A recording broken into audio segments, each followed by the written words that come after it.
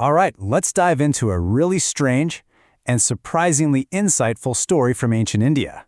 It's about karma, a cow, a dog, and what happens when you take your life choices to the absolute extreme. So let me just ask you this straight up. If you spent your whole life acting exactly like a dog, would you literally become a dog in your next life? Now, that probably sounds completely nuts to you and me, right? But for two men in ancient India, this wasn't a joke. It was the most serious spiritual question you could imagine, and they staked their entire lives on finding the answer. So our story kicks off in a place called Kolians, where the Buddha runs into these two guys. The first one is named Puna, and he's taken a vow to live his life like a cow. And his friend, an ascetic named Sidney, had taken things even further. He had committed to living exactly like a dog. Okay, so you can imagine the scene.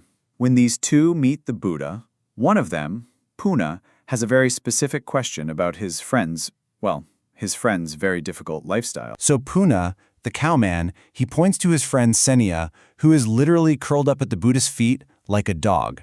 And he says, this guy, Senya, he's doing a really hard thing. He eats off the ground, he acts like a dog all day, every day. What's going to happen to him? What's the karmic payoff? Where is he going to end up? And the Buddha's response? Silence.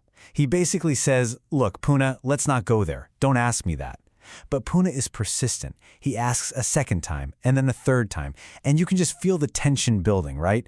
You just know the answer is not going to be what they want to hear. Finally, the Buddha gives in and agrees to answer. And this is where the story takes a sharp turn.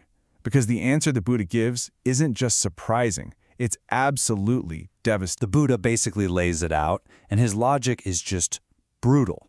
He says, look, if someone completely masters the behavior and mindset of a dog, they'll be reborn as a dog.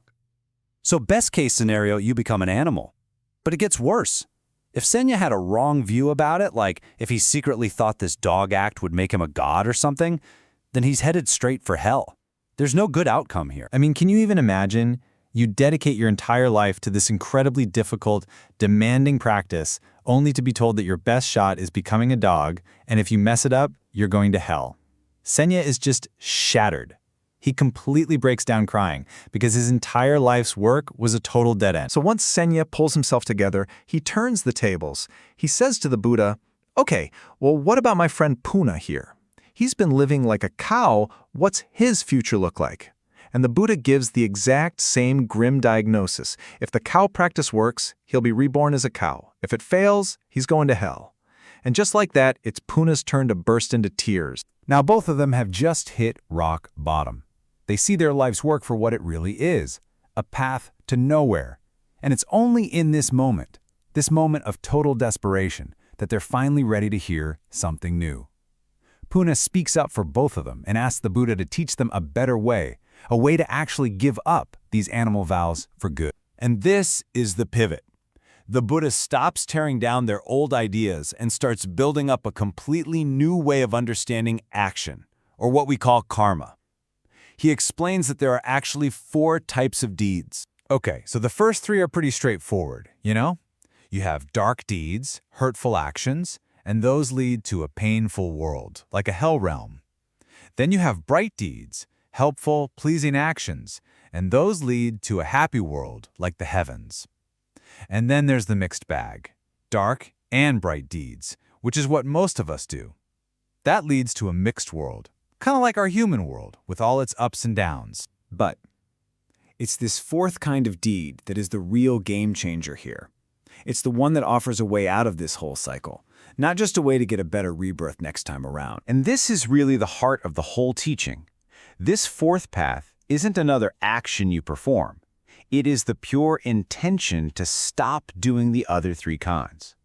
It's a conscious decision to quit playing the karma game altogether, to stop racking up points, good or bad, that just lead to another rebirth. So the Buddha lays it out like a step-by-step path of just letting go. First, you stop the obviously harmful dark stuff. Then, and this is key, you let go of even the good, bright deeds that still chain you to a future life. And finally, you let go of the mixed bag of everyday actions. This is the path to ending deeds, which means you end the whole cycle of rebirth. Now, hearing this profound teaching has a huge impact on both men. but they don't react in exactly the same way, which kind of shows how personal this journey really is. Puna, the cow guy, is so moved that he pledges to be a lay follower of the Buddha for the rest of his life. But Senya, the man who was just weeping about his future as a dog, he goes all in. He asks to be ordained as a monk, right then and there. And Senya's transformation is, it's just incredible. He goes from mindlessly copying an animal to becoming what the ancient text calls a perfected one. He puts everything he has into this new path, and the story says he quickly achieved the ultimate goal. He ended rebirth forever. He went from a dead-end ritual to total liberation. So in the end, this story isn't really about a cow and a dog, is it? It's this powerful lesson that what truly matters isn't the action itself, but the intention driving it. It's the inner view, not the outer show, that shapes our destiny. And that kind of leaves us with a big question, doesn't it? What are the hidden vows, the unconscious beliefs that we're following in our own lives, and where are they taking us?